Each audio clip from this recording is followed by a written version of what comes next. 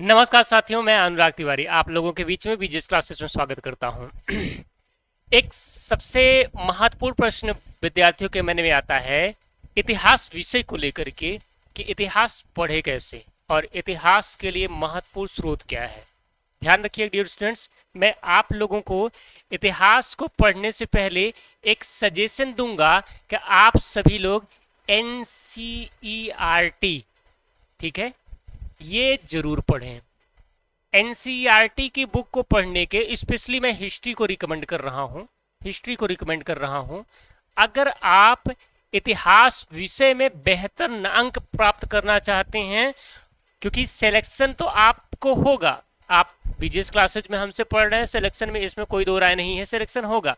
लेकिन हिस्ट्री में अगर आप अपनी अच्छी समझ बनाना चाहते हैं, बेहतर अंक प्राप्त करना चाहते हैं, प्रीलिम्स और मेंस दोनों के एग्जाम को ध्यान में रखते हुए आपकी समझ बेहतर पड़ सके, तो एक बार आप अपना बेसिक कॉन्सेप्ट क्लियर करने के लिए एनसीईआरटी की बुक जरूर पढ़ लीजिए। ये एनसीईआरटी सबसे पहले मैं आपको सजेस्ट करूंगा, इसमें ओल्ड एनसीईआरटी की जो बुक है, ध्यान रखिएगा, ओल्ड एनसीईआरटी का मतलब क्या होता है भाई। ओल्ड एनसीईआरटी जो है, ठीक है, जिसमें आप 6 to 12 जो 2003-4 संस्करण का बुक है, आप मार्केट में आराम से देखेंगे, ये आपको आसानी से मिल जाएगा। 2003-4 के संस्करण के ओल्ड एनसीईआरटी के हिस्ट्री के बुक को 6 to 12 जब आप पढ़ लेते हैं, इसको पढ़ने में ज़्यादा समय नहीं लगता है। इसके पढ़ने के तरीके पर अभी हम लोग बात करते हैं। इसके बाद फिर आपको अभी एनसीईआरटी में जो नया पैटर्न है, एनसीईआरटी में जो नया बदलाव हुआ है, एनसीईआरटी के आप माध्यम से, ठीक है, जो नया बदलाव हुआ है, इस नए बदलाव को, इसमें कुछ टॉपिकों को स्पेशली आपको पढ़ना होगा। इन बुक को पढ़ लेंगे तो आपका हिस्ट्री का पूरा बेस कंप्लीट हो जाएगा। दूसरे नंबर, यदि आप हमसे पढ़ रहे हैं तो मेरी पूरी कोशिश रहती है कि जितनी भी एथेंटिक बुकें हैं, इन एथेंटिक बुक के साथ में पूरा का पूरा एनसीईआरटी आप लोगों को मैं अपने सिलेबस के साथ में ही अपडेट करवा देता हूं। और एक बात, कोई भी विद्यार्थी इतिहास से डर लगता है, भय लगता है, वो पढ़ के देखे। इतिहास पढ़ने का नजरिया मैं जरूर बदल दूंगा। तो डियर स्टूडेंट्स, यह बात हो गई एनसीईआरटी हिस्ट्री आपके लिए क्यों जरूरी है। अब मैं आपसे बात करता हूं कि इस एनसीईआरटी हिस्ट्री को पढ़ने का तरीका क्या है। एनसीईआरटी हिस्ट्री को पढ़ने का तरीका क्या है डियर स्टूडेंट्स, आप सभी लोगों में बहुत से विद्यार्थी, इसे अन्यथा मत लीजिएगा, बहुत से विद्यार्थी को एनसीईआरटी बुक पढ़ने का तरीका नहीं पता है, ठीक है। एनसीईआरटी बुक रीडिंग कैसे की जाती है यह नहीं पता है। ध्यान रखिए, बुक रीडिंग कई तरीके की होती है। एक तो होता है कि सामान्यतः आप जो है बुक खोल करके पढ़ना शुरू कर दें, रैंडम।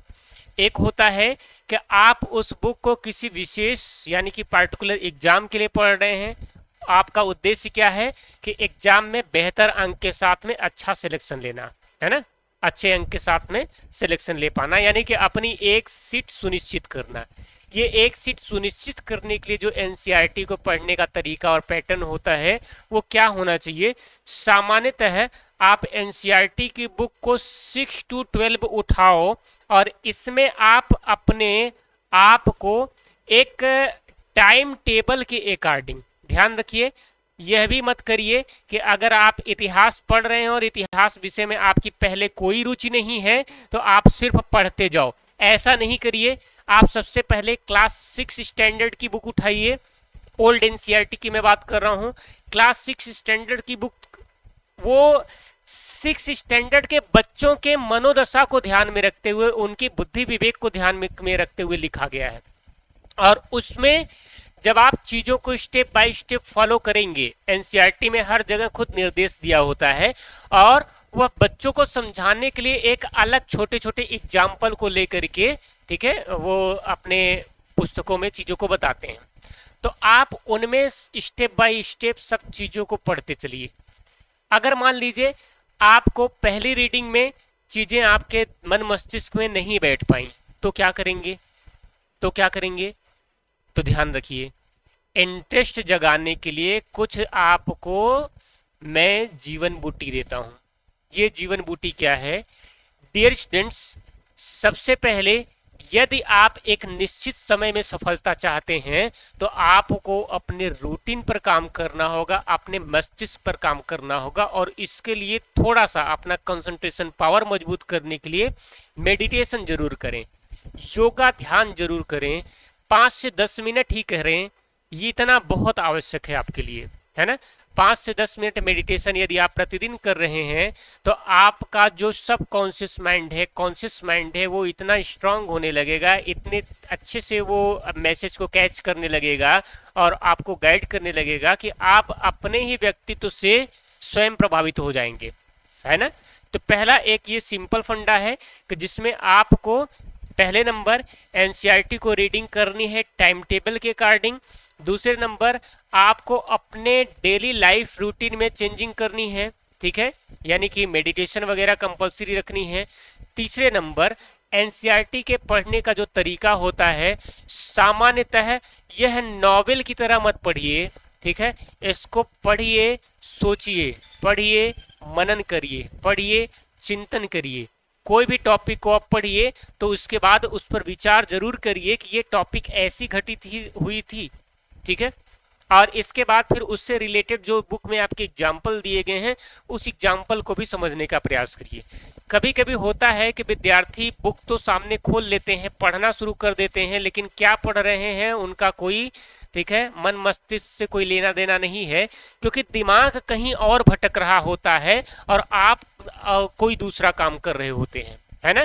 तो इससे क्या होता है कि जब एक साथ एक ही समय पर दो ट्रैक पर आप चल रहे हैं तो आप न पढ़ाई पे पूरी फोकस कर सकते हैं और न ही जहां आपका दिमाग भटक रहा था वहां आप फोकस कर सकते हैं।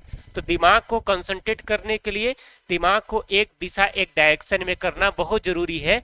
तब आपको इतिहास ही नहीं, कोई भी विषय जो आपके लिए कठिन होता होगा वह विषय आपके लिए सरल और आसान हो जाएगा, है ना। ये हो गया।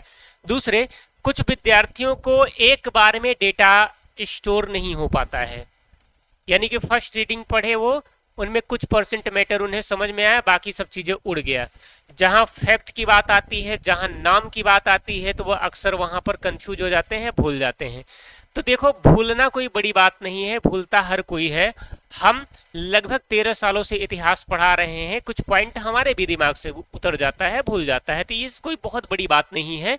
आपको यहाँ पर क्या करना है, practice makes a man perfect, ये कहावत आपने सुना होगा। एक और सामान्यतः कहावत मैं आपको बताता हूं, करत करत अभ्यास जड़मत होत सुजान, रस्सी आवत जात सिल पर पड़त निशान। जी हाँ दोस्तों, एक रस्सी अगर पत्थर शिला की अपेक्षा अगर हम इसे कंपेयर करें तो बहुत नाजुक होती है, बहुत मुलायम होती है, लेकिन वह निरंतर शिला को घिसते घिसते घिसते घिसते वो एक कठोर चट्टान, कठोर शिला को भी काटने का प्रयास करती है, और अगर आप देखेंगे तो उस पर भी कटने का निशान बन चुका होता है ना। यानी कि मेरा कहने का तात्पर्य है कि एनसीईआरटी अगर आपको फर्स्ट रीडिंग में नहीं समझ में आ रही है, उसका डेटा और नाम में कंफ्यूजन हो रहा है, तो आप उसको एक सेकंड रीडिंग भी जरूर करें, है ना।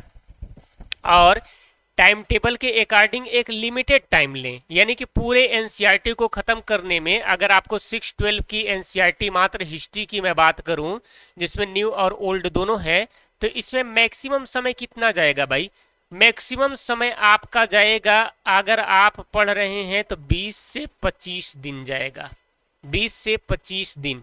ये 20 से 25 दिन में पूरा कंप्लीट एनसीईआरटी आप पढ़ चुके होंगे, है ना। तो फर्स्ट रीडिंग आप ऐसे जब 20 से 25 दिन में कंप्लीट करेंगे, और मान लो आपको यदि आवश्यकता पड़ रही है कि सेकंड रीडिंग भी करनी है, तो सेकंड रीडिंग में आपको बहुत आराम से 15 दिन ही लगेगा, 15 दिन ही लगेगा। इसमें जो बच्चे सिविल की तैयारी करते हैं, जिनका यूपीएससी ऑप्शनल हिस्ट्री मेंस रहता है, मेंस में ऑप्शनल सब्जेक्ट रहता है, उनको मैं एनसीईआरटी को कम से कम 3 रीडिंग बताता हूँ। पहली रीडिंग आप एनसीईआरटी को पढ़ते हैं, कुछ परसेंट समझ में आता है। फिर दूसरी रीडिंग जब आप पढ़ते हैं तो वो परसेंटेज जो समझ में आने वाली प्रतिशत है वो उसमें बढ़ोतरी होती है। फिर जब आप तीसरी रीडिंग पढ़ते हैं तो आपकी सोचने समझने की क्षमता में भी वृद्धि होती है, बढ़ोतरी होती है ना। इसके बाद फिर आप जब क्लास में ज्वाइन करते हैं, ठीक है, तो क्लास में टीचर जो समझा रहा है, जो बता रहा है, जो चीज़ों को सिखा रहा है, वो पूरा का पूरा आपके दिलो दिमाग में बैठने लगता है, अच्छे से समझ में आने लगता है, ठीक है। तो ये रहा एनसीईआरटी का पैटर्न, और ये उन विद्यार्थियों को जरूर फॉलो करना चाहिए जिनका इतिहास में बिल्कुल कोई इंटरेस्ट नहीं है, कोई रुचि नहीं है, लेकिन उनका विषय इतिहास है और उससे वो क्वालिफाई करना चाहते हैं, और क्वालिफाई होने के साथ ही साथ में बेहतर अंक प्राप्त करना चाहते हैं। बाकी जो अन्य विद्यार्थी हैं जिनको एनसीईआरटी पढ़ने का समय नहीं है, या जिनके पास बहुत कम समय है, जिनका अंतिम अटेम्प्ट चल रहा है, ठीक है, या बहुत जगहों पर वो इतिहास पढ़ चुके हैं लेकिन अभी सफलता हाथ नहीं आई है, तो उसके लिए हम हैं। हम आपको इस प्रकार से इतिहास पढ़ाएंगे कि इतिहास के पढ़ने, समझने और ठीक है अटेम्प्ट करने का पूरा नज़रिया बदल जाएगा। Thank you. फिर मिलेंगे अगले अपने किसी और वीडियो में, ठीक है, किसी और टॉपिक के साथ में।